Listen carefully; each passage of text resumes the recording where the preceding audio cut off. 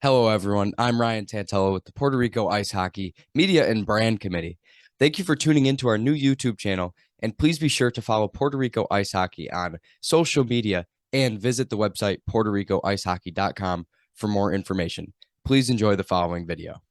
Keira, before we start, what we're doing here is we're trying to create the buzz leading up to the events coming up, right? Starting with Chicago, where we're going to be selecting some of the players going forward. And we want to give the women's game the same amount of coverage we give the men's game, right? We're going to Title IX this thing, for lack of a better term. And you're going to be the face of the team going forward. So we thought it'd be important to get your voice, your face, your opinions out there for social media consumption going forward, if you're okay with that. Sure. I mean, it's what I signed up for, so. All right, Ryan, I'll give it to you and I'll observe until you hand it off. Okay, great. Thank you. And nice to meet you too. So first question, I kind of did a little bit of research before this, looking at your previous playing experience. So what made you transfer into coaching? It was kind of twofold. So when I was playing women's professional hockey, at least when I was playing, you didn't have enough to kind of sustain your livelihood that way. So I was coaching in addition to playing. That was up in Connecticut. And so I was kind of doing a lot. I was wearing a lot of hats at that time. I was playing, I was coaching, I was training, I was studying. So I was doing a lot of different things. And I realized that coaching is something that I wanted to be involved in one way or another. I just didn't quite know how I wanted to do it. I don't think college hockey was the way I wanted to do it. So, and then at what point did you discover and then get involved with PRIHA? Yep. So I actually was coaching. I had coached a couple players previously in like tournament style competition in Prague. So I would recruit players, elite college or elite high school players, and I would bring them overseas. And so I had coached a few of our players that way. And then when PRIHA was founded, I didn't know about it, and somehow my name was thrown in the mix. And I talked to Scott, and here I am. So you've been in the mix since the beginning? Since last year, yep. Since I believe about a year ago now. And in that time, what do you think about the organization's growth and the way that they've kind of expanded the reach of members? Yeah, I mean, it's terrific. I've honestly never seen anything like it. I've been in the hockey world, in the women's hockey world, for a very long time. And so you see different like grassroots efforts here and there, and it takes a long time. So the stuff that PRIHA has done in the short amount of time is just remarkable. And what motivated you to kind of get involved and help and push that mission forward? The girls. I mean, I had a couple conversations with Scott and some of the players that I had coached previously just about PRIHA and about kind of what all this was. And then when I was hired, I made a point to call each player individually and get to know them. And I think it was in those conversations that I really became passionate about the project, like what PRIHA is, what it stands for, what we're trying to accomplish here. Before that, it was kind of just something I was really interested in, wanted to be back in the hockey world. I liked coaching. I think it's something that I'm good at.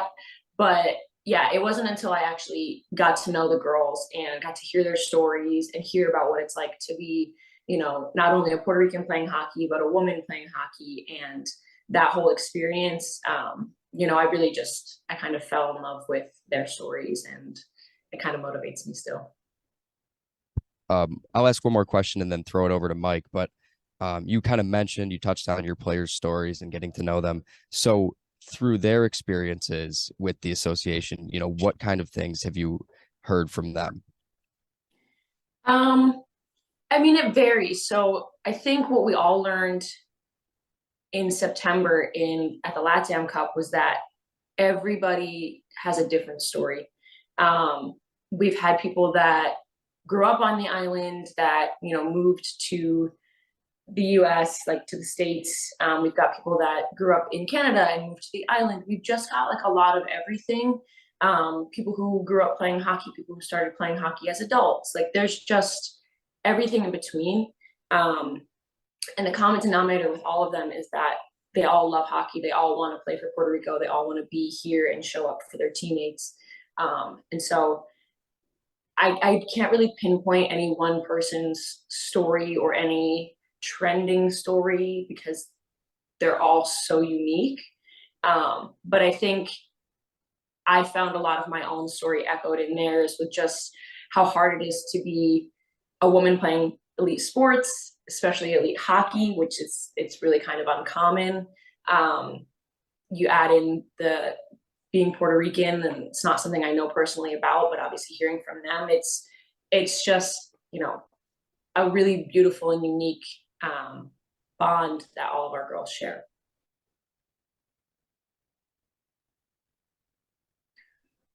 Michael, I think you may be muted. Thanks, Ryan. So Keira, I'm going to pivot toward the upcoming events.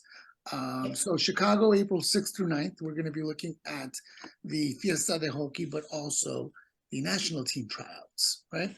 As far as selecting that team, do you have a hand in selecting that team, or are you going to be given a roster by the player development group? No, I will have a hand in selecting that team. It will be me and some of the other staff members. One of them is my assistant coach, Kristen.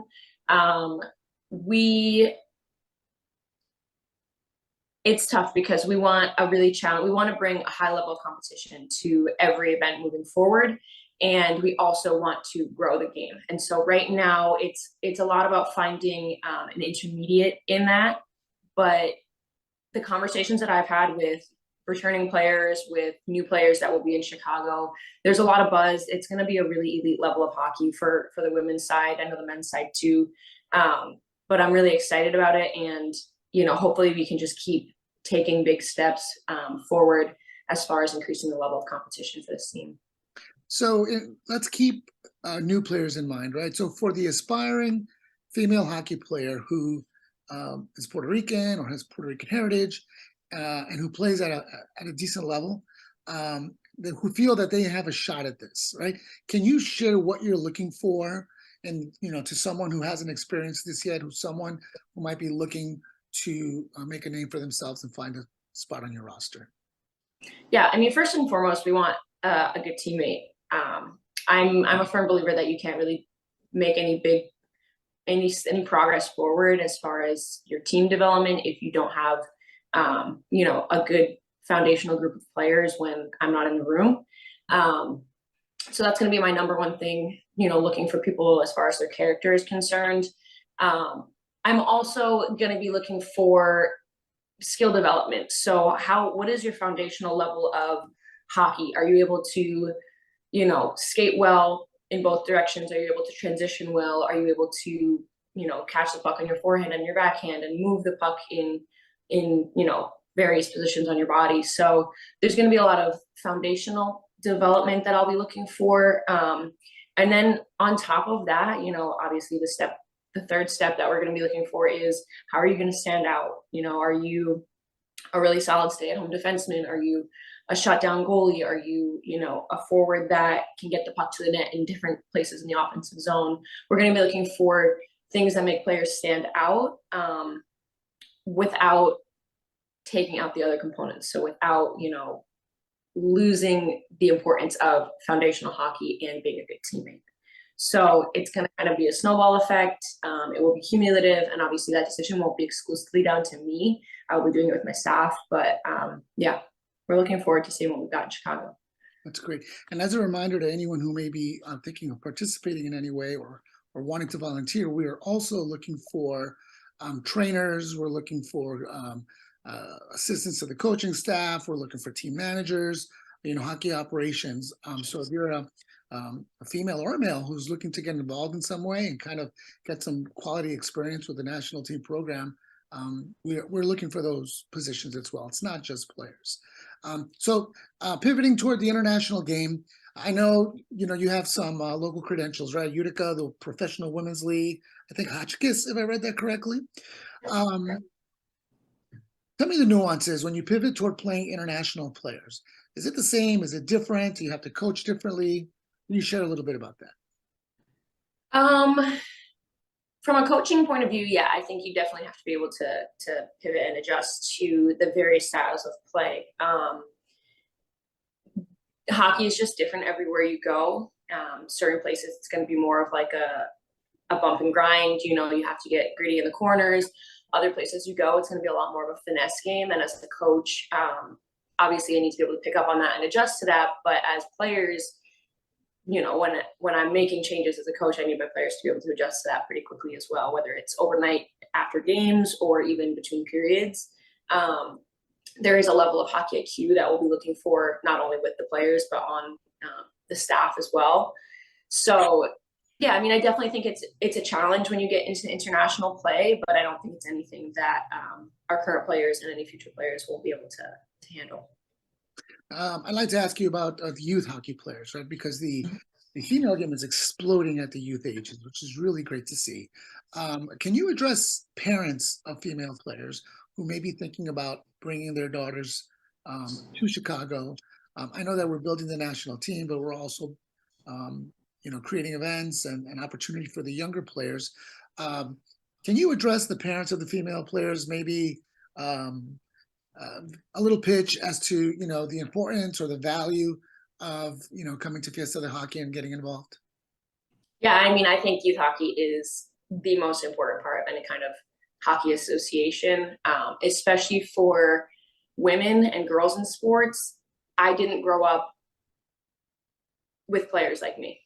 I grew up playing hockey because I saw my brother in his games and all his male teammates, and I didn't start playing girls hockey exclusively until I was well into high school. So, if your kid has a chance to see that, and not only just see it, but see it at this level of competition, don't deprive your daughter of that, because, she might get to 13, 14 years old and trying to decide between, well, I really like what I'm studying in school and I'm really passionate about that, but I also still really want to play sports. And like those two things aren't mutually exclusive. Like, you can have all of that.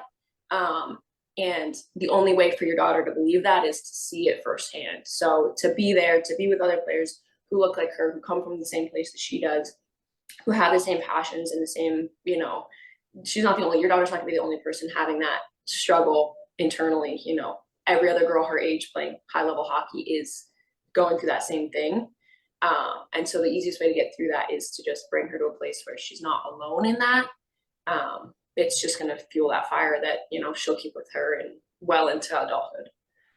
Yeah, it's funny you say that, because one of the things I noticed when I took my son to Chicago last year was I didn't quite understand or appreciate the value of being around like-minded hockey players, right? And by that I mean with a similar background, similar heritage, similar likes. It was completely empowering for my son. Because, hockey can be a little bit of a bland world, right? Everyone pretty much comes from the same regions, right? Everyone pretty much listens to the same music, likes the same teams. They even speak their own language, right? We have our own inflection in hockey. Seashoresy, that's an example of that, right? But one of the things about that I noticed was the kids who came to Chicago last year, the connection they made, they're still in contact, all these months later through text or social media. For me, that was the special part. The hockey was awesome. The practices that they ran through were great. The events were fun, but the actual camaraderie, the connection that the kids made was like next level. I thought that was a lot of value too. And parents should know that. So that's all I have. Ryan, is there anything else you'd like to ask our coach? I do have one question. When you have so many different players that come from, a variety of backgrounds, or, maybe from Puerto Rico itself or around the United States, when they come in to join your team, what is it like to kind of initialize and get everybody on the same page right off the bat? That's a tough one, because a lot of this happens remote, right? I've only ever, other than the players that I'd coached, which now I've met twice, I'd only ever met the team last fall in Florida. So a lot of this is done through team building stuff over Zoom. We've got our performance coach, Lee, who's just remarkable when it comes to stuff like this. And so you can tell right away a player's level of buy-in and how motivated they are to, participate in things like the Zoom calls, which sometimes they can be long, sometimes they're slideshows, and sometimes you want to roll your eyes, but it's important to think about and to remember, like, what we're doing in these calls, no other players are doing. I didn't get to grow up playing, doing team Zoom calls with Team USA because I was never going to get to that level. And these players have a very unique opportunity where they are at that level, and they are in a place where even if they're not going to be on that national team yet, they can develop to be a part of that national team. And so buying in now, whether you're 8 or 9 or 30, like, it matters throughout the entire association. And so yeah, I think for me personally, when I have new players join the team, I just want to see what their level of buy-in is, because more often than not, I don't think I've had a single player yet who I've had where I'm just like, yeah, she's not interested, or like, she's not gonna. It's just like you were saying, Michael, like, you get there and you see what we're about, and it's not even a decision that these players have to make, because it's a no-brainer. There's nothing else like this out there right now.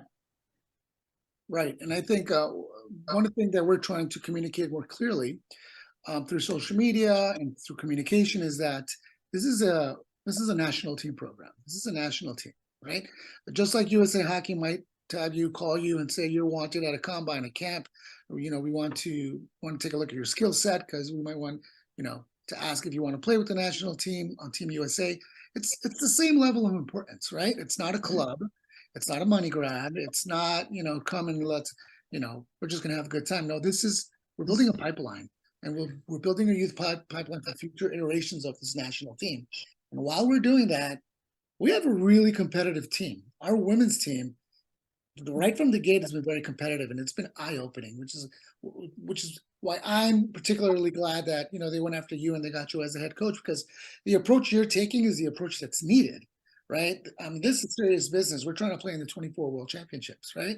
And if we keep going at the pace that we're going as an organization, we're going to be competitive right out of the gate, right? So, sometimes when you talk to parents, yeah, it can be a little difficult going to Chicago, going to New York, going to the, Florida.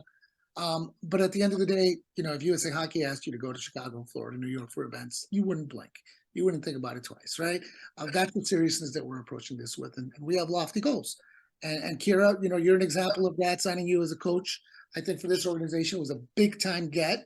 And I think you're on the right path. I've seen you coach personally, and I was very impressed with what I took away. So I'm excited. I'm excited to see you coach. I'm excited to see the next iteration of your team, and I'm excited to see the results on the ice going forward. So Keira, thank you so much for taking time out of your busy day to speak with us. I look forward to shaking your hand in Chicago. And Ryan, thank you as well for making time for this discussion. Have a great day, guys, and we'll see you soon. Have a good one. Thanks, guys, so much. Thank you. Yeah, thank you. Take care. Thanks for watching, hockey fans. And once again, remember to follow Puerto Rico Ice Hockey on social media, subscribe to the YouTube channel, and visit PuertoRicoIceHockey.com. Thank you.